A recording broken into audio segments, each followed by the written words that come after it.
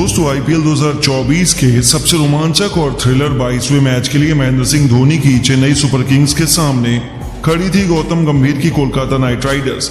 चेन्नई का चेपॉक स्टेडियम इस ऐतिहासिक घमासान के लिए बेहद एक्साइटेड नजर आ रहा था। पूरा स्टेडियम धोनी के फैन से भरा हुआ था और इस महामुकाबले में जब टॉस के लिए सिक्का उछाला गया तो चेन्नई के कप्तान ऋतुराज गायकवाड़ ने टॉस जीतकर पहले मेहमान कोलकाता को बल्लेबाजी करने का न्योता दिया और फिर जो हुआ उसमें चेन्नई की दादागिरी और उनके रुतबे को एक बार फिर दुनिया के सामने ला खड़ा किया और यह मैच आईपीएल इतिहास का सबसे बेस्ट मैच बन गया। तो दोस्तों अभी इस रोमांचक मैच के बारे में बात करें तो कोलकाता की तरफ से अपनी टीम को जबरदस्त शुरुआत दिलाने के इरादे से एक बार फिर फिलिप सॉल्ट के साथ सुनील नारायण की जोड़ी मैदान में उतरी थी, जो एक बार फिर पिछले मैच की तरह अपनी टीम के लिए चौके छक्कों की बरसात करना चाहते थे, लेकिन महेंद्र सिंह धोनी के सामने उनकी एक न चली। पहले ओवर की पहली गेंद पर तुषार देशपांडे ने फिलिप सॉल्ट को आउट कर कोलकाता को 440 वोल्ट का झटका दिया। जहां सॉल्ट को खाता भी खोलने का मौका नहीं मिला तो नंबर 3 के पायदान पर बल्लेबाजी करने पिछले मैच के हीरो अंग कृष्ण रघुवंशी को भेजा गया। कोलकाता की टीम अभी भी मुश्किल में नजर आ रही थी। आते ही रघुवंशी ने बेहतरीन चौके से अपना खाता खोला। ऐसा लगा कि चेन्नई के गेंदबाजों के सामने कोलकाता पूरी तरीके से बिखर जाएगी, लेकिन सुनील नारायण के इरादे कुछ और ही थे। तीसरे ओवर में उन्होंने विकेट देकर तुषार देशपांडे की जमकर कुटाई की। पहले 2 गेंद पर 2 जबरदस्त चौके जड़ने वाले नारायण ने चौथी गेंद पर भी एक और चौका लगाकर चौकों के हैट्रिक बटोरी और ओवर की 5वीं गेंद पर उन्होंने स्टेडियम पार एक ऐसा छक्का लगाया जिसने चेन्नई फैंस की बोलती बंद कर दी। इस एक ओवर में 19 रन बटोर कर नारायण ने अपनी टीम को जबरदस्त वापसी करवाई। तो अगले ओवर में दोनों बल्लेबाजों ने एक के बाद एक 2 जबरदस्त चौके लगाए और कोलकाता की पारी रॉकेट की रफ्तार से आगे बढ़ानी शुरू कर दी।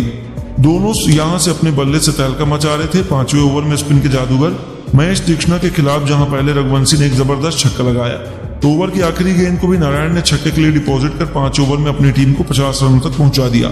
6वें ओवर में कुछ ऐसा ही हाल रहा और पावर प्ले में कोलकाता ने 56 रन 1 विकेट के नुकसान पर बना लिए। ऐसा लगा कि कोलकाता दोनों आसानी से टीम को 200 रन के पार ले जाएंगे, लेकिन तभी महेंद्र सिंह धोनी अपना कंप्यूटर से भी तेज दिमाग चलाते हैं। उन्होंने गेंदबाजी करने के लिए अपने सबसे बड़े हथियार रविंद्र जडेजा को बुलाया, उन्हें टिप्स दी और फिर जो हुआ उसे चेन्नई के फैंस क्या कोई भी क्रिकेट प्रेमी कभी नहीं भूल पाएगा। जी हाँ, मैच का 7वां ओवर टर्निंग पॉइंट साबित हुआ, जहां पहली गेंद पर जडेजा ने खतरनाक दिख रहे रघुवंशी का शिकार किया और ये बल्लेबाज 18 गेंद पर 3 चौके 1 छक्के की बदौलत 24 रन बनाकर वापस लौटा। ओवर की 5वीं गेंद पर उन्होंने सुनील नारायण को भी चलता कर कोलकाता की कमर तोड़कर रख दी। नारायण भी 20 गेंद पर 3 चौकों 2 छक्कों की बदौलत केवल 27 रन बना पाए और जडेजा के लगातार 2 विकेटों ने पूरे मैच की दिशा दरअसल पलट कर रख दिया। हालांकि कोलकाता में अभी भी दम था कि वह वापसी करे, लेकिन कोलकाता के खेमे में हाहाकार उस समय मच गया जब एक बार फिर दोबारा 9वें ओवर में रविंद्र जडेजा ने वेंकटेश अय्यर को चलता कर कोलकाता के टॉप 4 बल्लेबाजों को समेट दिया था। कोलकाता बुरे तरीके से धोनी और जडेजा के चक्रव्यूह में तहस नहस हो चला था। पूरे तरीके से चेन्नई ने इस मुकाबले में शिकंजा कसा हुआ था। 10 ओवर में कोलकाता की टीम बड़ी मुश्किल से 70 रन 4 विकेट के नुकसान पर बना पाई और मैदान पर रमनदीप के साथ कप्तान श्रेयस मौजूद थे, जो धीरे धीरे अपनी टीम को आगे बढ़ा रहे थे। 12वें ओवर में रमनदीप ने तीक्ष्णा के खिलाफ छक्का लगाकर अपनी टीम को तेजी से आगे बढ़ाना चाहा, लेकिन अगली गेंद तीक्ष्णा ने उन्हें क्लीन बोल्ड कर आधी कोलकाता की टीम को समेट दिया। 12वें ओवर में कोलकाता केवल 85 रन बना पाई और उनके 5 बल्लेबाज पवेलियन में मैदान पर रिंकू सिंह के साथ श्रेयस अय्यर मौजूद थे। उनके कंधों पर अपनी टीम को एक अच्छे स्कोर तक पहुंचाने की इंपॉर्टेंट जिम्मेदारी थी, लेकिन वह काम बिल्कुल भी आसान नहीं होने वाला था क्योंकि इन दोनों के लिए एक रन बनाना मुश्किल हो रहा था। 16वें ओवर में उन्होंने अपनी टीम को 100 रनों के पर पहुंचाया, लेकिन दोस्तों रिंकू सिंह भी केवल 14 गेंद पर 9 रन बनाकर तुषार देशपांडे का शिकार हो गए।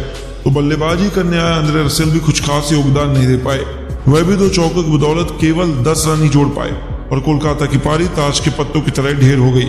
यहाँ तक कि श्रेयस अय्यर ने अपनी टीम को बड़े स्कोर तक पहुंचाने की भरपूर कोशिश की, लेकिन आखिरी ओवर में मुस्तफिजुर के सामने अय्यर भी 32 गेंद पर 3 चौकों की बदौलत 34 रनों का योगदान देकर पवेलियन को शोभा बढ़ाने लौटे।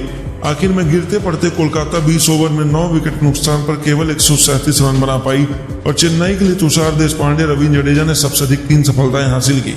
अब चेन्नई के बल्लेबाजों के सामने एक आसान सा लक्ष्य था, जिसका पीछा करने के लिए सचिन रवीन के साथ कप्तान ऋतुराज गायकवाड़ की जोड़ी मैदान में उतरी थी, लेकिन कोलकाता के सामने उनके लिए रन बनाना बिल्कुल आसान नहीं था। 2 ओवर में चेन्नई की गाड़ी केवल 11 रनों तक पहुंचा पाई। हालांकि तीसरे ओवर में मिचेल स्टार्क की रवीन ने बेरहमी से पिटाई की और एक के बाद एक 3 जबरदस्त चौके लगाकर इस बल्लेबाज ने 3 ओवर में अपनी टीम को 26 रनों तक पहुंचा दिया। कोलकाता विकेट के लिए तरस रही थी, लेकिन अब उन्हें कोई भी सफलता नहीं मिल पाई थी। धीरे धीरे उनके हाथों से यह मैच रेत की तरफ फिसल रहा था और चेन्नई आसानी से जीत की तरफ बढ़ रही थी। लेकिन दोस्तों तभी ओवर में वैभव अरोड़ा ने खतरनाक लग रहे रवीन को पवेलियन का रास्ता दिखा दिया और अपनी टीम की वापसी करवाई। रवीन 8 गेंद पर 3 चौकों की बदौलत केवल 15 रन बनाकर वापस लौटे और मैच बराबरी पर आ खड़ा हुआ।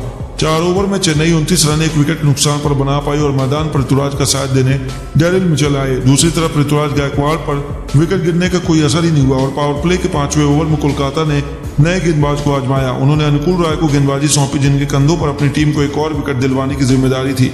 लेकिन जहां अनुकूल ने ऋतु का स्वागत ही जबरदस्त चौका लगाकर किया, तो ओवर की चौथी और 5वीं गेंद को ऋतुराज ने अपनी खतरनाक शॉट से चौके के लिए बाउंड्री के पार डिपॉजिट कर अपने तेवर कोलकाता को दिखा दिए। वे आसानी से अपनी टीम को जीत की तरफ ले जाने लगे और कप्तान ने खुद मोर्चा संभाला। 5 ओवर में उन्होंने अपनी टीम को 41 रनों तक पहुंचा दी और आखिरी ओवर में ऋतुराज ने एक के बाद एक 2 जबरदस्त चौके लगाए। शाहबाद के पावर प्ले में कब को फायदा उठाते हुए उन्होंने तूफानी बल्लेबाजी से चेन्नई में 52 रन बना लिए। चेन्नई आसानी से मैच अपनी मुट्ठी में करने के बेहद करीब था और 84 गेंद पर उन्हें जीत के लिए 86 रन चाहिए थे। हालांकि कोलकाता ने मुकाबले को थोड़ा एक्साइटिंग जरूर बनाया, लेकिन चेन्नई को हरा पाना उनके बस की बात नहीं थी और कोलकाता को बुरे तरीके से शिकस्त देकर चेन्नई ने एक बार फिर ऐलान कर दिया कि वह यहाँ आईपीएल 2024 के चैंपियन बनने के लिए आए हैं। लेकिन दोस्तों, अब आपको क्या लगता है, धोनी और गंभीर में कौन अपनी टीम को आईपीएल 2024 के चैंपियन बना पाएगा? अपनी कीमती राय में नीचे कमेंट बॉक्स में जरूर दें और ऐसी शानदार खबरों के लिए चैनल को सब्सक्राइब जरूर करें। धन्यवाद।